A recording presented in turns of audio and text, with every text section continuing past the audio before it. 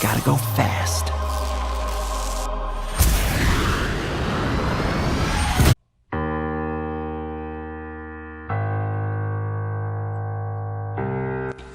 Why is that important? Because what it will do, it will cause you to focus. It will cause you to concentrate.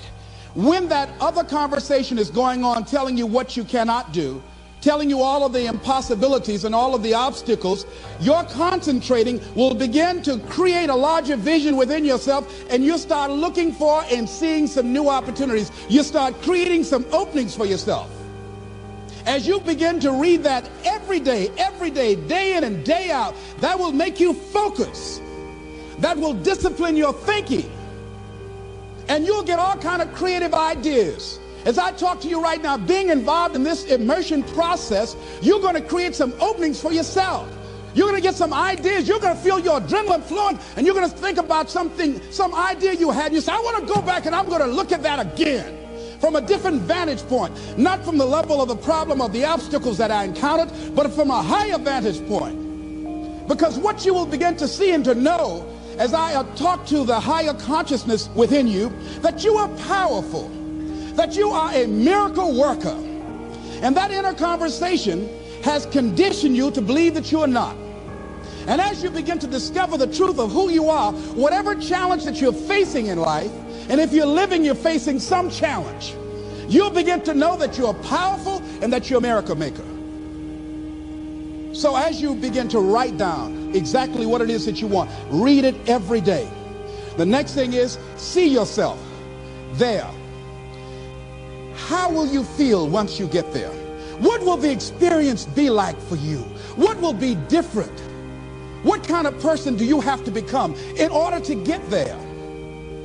Visualize yourself there, living the experience. I remember when I ran for state representative in Columbus, Ohio, and I had a lot of people telling me, and you got to watch not only the conversation within, but the conversation without, telling me, Les, you can't possibly win. You can't do that. And I went down to the legislature, and I saw myself. I knew what I wanted. I saw myself in the chair. I pointed out the chair that I wanted. I used to go and sit up in the galleries and watch the legislative process. I used to go to the committee meetings and listen to legislation being introduced. I learned how to write legislation, how to amend legislation. I started thinking like a legislator, got up every day dressing, thinking like that, selling myself on it, seeing myself in the legislature. Mr. Speaker, I'm the gentleman from the 29th House District. I'd like to introduce the bill. I went in the legislature, walked around. I had the experience of it. And when I ran and won against overwhelming odds, they were shocked. I won the election even before it was held because I was living it in my mind. You want to see yourself beyond your circumstances. You got a challenge, see yourself beyond your challenge. See yourself with the challenge already resolved. And knowing that all is well, seeing yourself in control and in charge of your destiny, being healthy and happy. The next thing is, it is important in the area of motivating yourself, it's important to know why you're doing it. Because that mind will say, why bother? Why go through all this? This is too hard. No, throw in the towel. It's not worth it. Has it ever said that to you before? Here's how you can handle that. Here's how you override that. Write down 5 reasons why you deserve it. Why do you deserve what you want? Why you? Why do you deserve it? What meaning and value will it bring to your life? What's so different about you that you deserve your goal or this goal?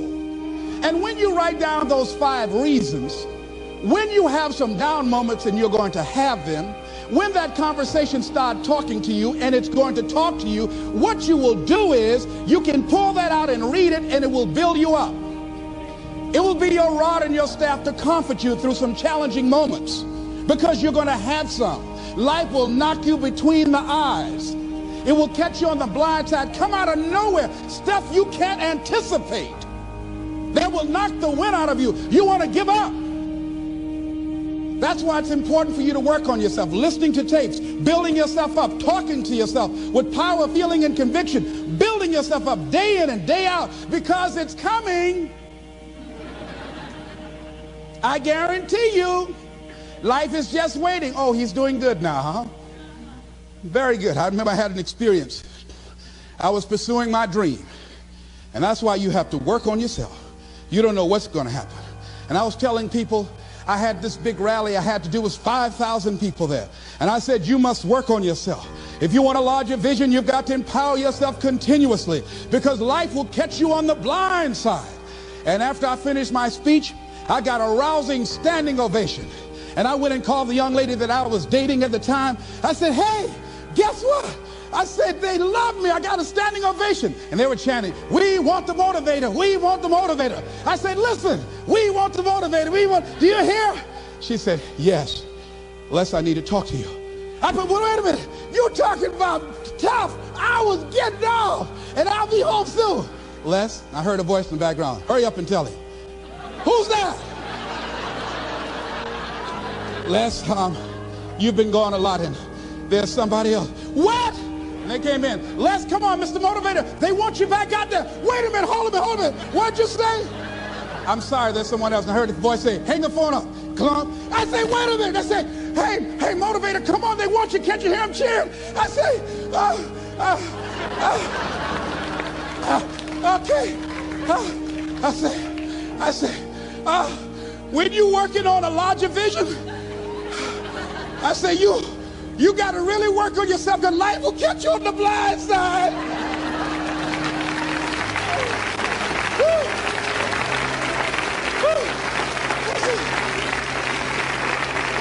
I say, you better be ready. And you better make sure you want it, because it'll make you cry. And somebody said, the Spirit is on him. Thank you, thank you, thank you, thank you. I was talking till they started blinking the lights. They had to come pull me off, and I said, you got to have a larger vision. You make sure, wait a minute, you make sure you work on yourself. They said, come on, Mr. Brown, come on. Yeah. I went back to my hotel room, and loneliness and heartbreak was sitting on the bed, said, are you coming in now? Do you have your larger vision now? How's your positive attitude? Say, get on in here. Are you still breathing? Shut up. You want your gold? No, I don't want this gold now. Life will wear you out. You'll be saying, no, I can't, and no, I won't. You try to read and can't see nothing through the tears. I went plundering through the drawers in this hotel trying to find a Gideon Bible, anything, you know. I said, somebody, anybody help me. Yahweh, Yahoo, anybody. Boy, I tell you, that's why you got to work on yourself. Because life will send you some curves you cannot anticipate. The next thing is that whatever you do, you want to develop technical mastery. You want to be the best at what you do. You want to master it. See, part of self-motivation is you've got to find something that gives you a strong sense of competence. Well, you become known for that. You develop a reputation of being good at doing that. You set some high personal standards for yourself. You're not competing with anybody else. You're just unfolding yourself to be the best person that you could be. That you want to give the best quality service that you can give, because that is a statement about who you are. The other thing that's the key to self-motivation is recognize the fact that you're going to get into some slumps. Recognize the fact that you're going to encounter a great deal of failure in life. It goes with the territory. But in the face of that, you want to be relentless. When you want something, you don't expect everybody to say, oh, come on in. Oh, you want this? Oh, great. We want to give this to you. You're such a nice person. You're doing it for your family, aren't you? Great. No, life isn't like that. No, many doors will be closed in your face. Many loans that you will want. And they'll say, no, you don't have enough collateral. You don't have enough credit. And most people will give up. But you've got to decide that I'm going to be fearless. I refuse to be denied. And I'm going to go all out. I'm going to be relentless. I don't care how many no's I encounter. I like something Isaiah Thomas said when he was getting ready for a basketball game. He said, I'm going to either shoot us in or shoot us out, but I'm not going to not do anything. And that's the way to go. You can't make a basket unless you shoot the ball. You can't hit a home run unless you take a swing at it. Most people won't even take a swing. Well, I probably won't make it anyhow. That's the conversation within. They probably won't give it to me anyhow.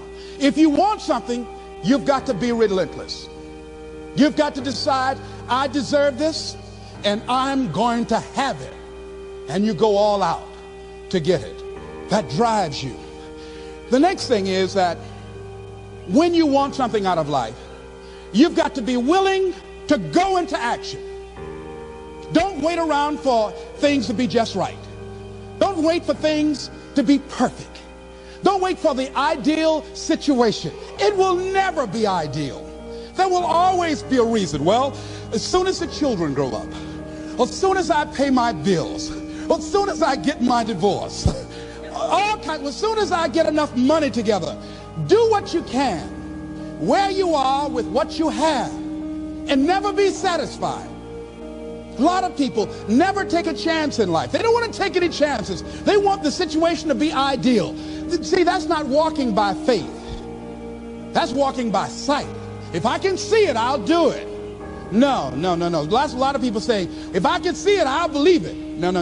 If you believe it, you can see it.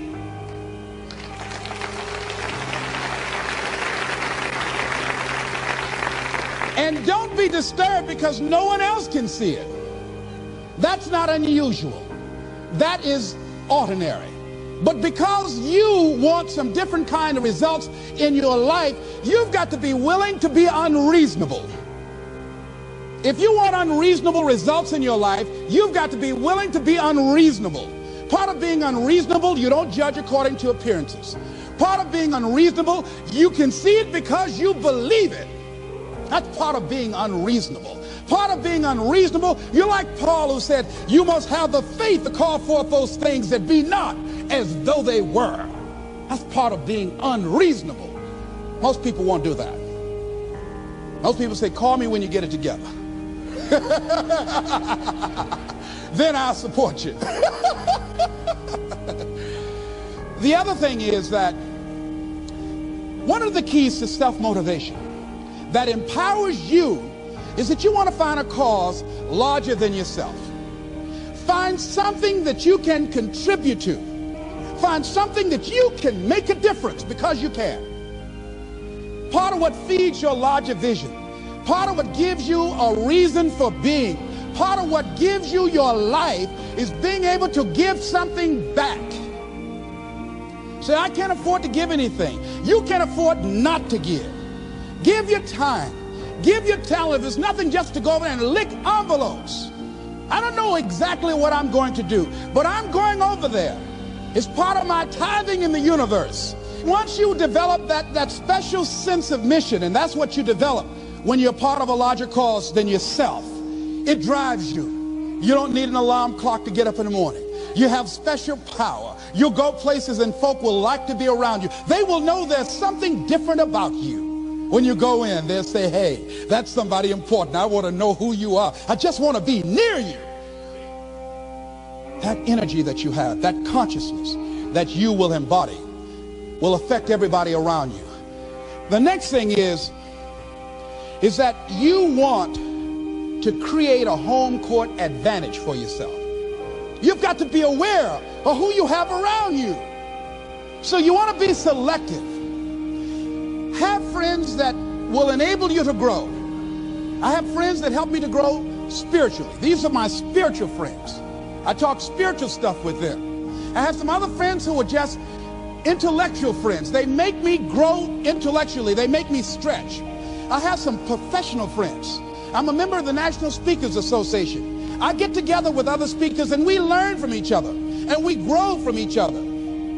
I have other friends who are just social friends. All we do is just socialize together. We'll look at a basketball game together or go out dancing, but that's all we can do. We don't talk anything serious, nothing spiritual, nothing intellectual. That's not that kind of relationship. Nothing heavy up in here. Have other friends, we walk together. That's all we can do, walk together. Talk about it, we're going to lose weight one day by and by for good, all right? That's all we do. Nothing else. So, according to the relationships that you develop, we grow from people and projects. And the relationships that you develop can enhance and can enrich your life, or they can drain you. I know many talented people who had a great deal of potential, but because they didn't surround themselves with other people that will inspire them to transcend themselves, they never realize their greatness, and they will end up going to their grave with all their good stuff still in them. So you want to look at your relationships, the people that you're involved with, the people that you communicate with most often, and you want to ask yourself the question, what am I becoming because of this relationship? Does it inspire me? Am I motivated? Am I encouraged? Am I driven to develop myself? Am I seeking my own greatness? What kind of person am I becoming because of this relationship? Am I becoming more cynical and negative about life? Ask yourself that. The next thing is, you've got to say yes to your life. You've got to say yes. Yes to my dreams. Yes to me. Yes, I can make it. Yes, I can. Doesn't matter how many failures I've made. Doesn't matter how many mistakes I've endured. Doesn't matter about my defeats. Doesn't matter about what I've done. Yes, yes. I don't care about the fact I'm in a hole now. Doesn't matter about where I am. Yes. The last chapter to my life has not been written yet. If you judge me now, you'll judge me prematurely. I haven't exposed all my stuff yet. I'm still in the process of transforming my life. I'm still in the process of becoming. Yes. I had somebody in my life at one time told me, you'll never make it. And I said, I'll show you. And what energized me, what motivated me was something that Frank Sinatra said. He said, the best revenge is massive success.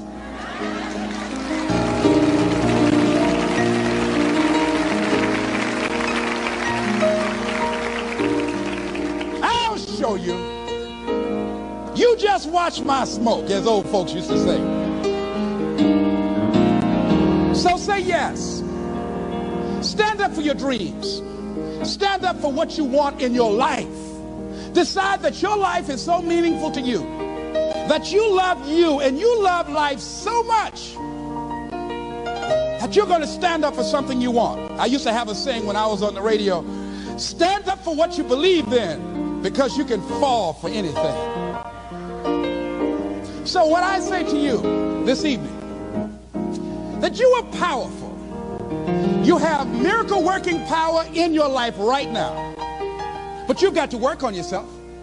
You've got to develop yourself. You've got to talk to yourself day in and day out, selling yourself on you and on your potentials. And you've got to know that you are worth all of your effort. And that the key to your motivation, as you get a larger vision of yourself, is to know that you have something to give. Is to know that you have a reason for being in the universe at this point in time. I want you to stand up for your life right now. Anybody want to stand up for your life? Stand up for your dream? Stand up for your dream. Benny. Nobody cares.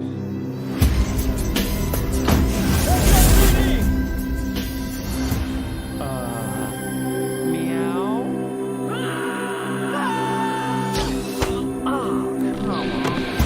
Okay, pal, I want to basically look like a senior plan.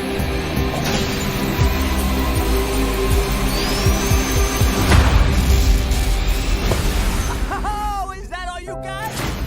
No, but thank you for asking. Uh-oh.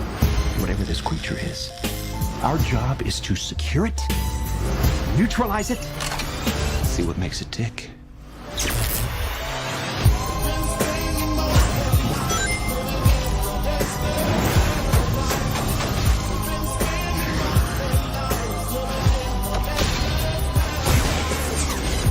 Look at this. I took 9 million steps today.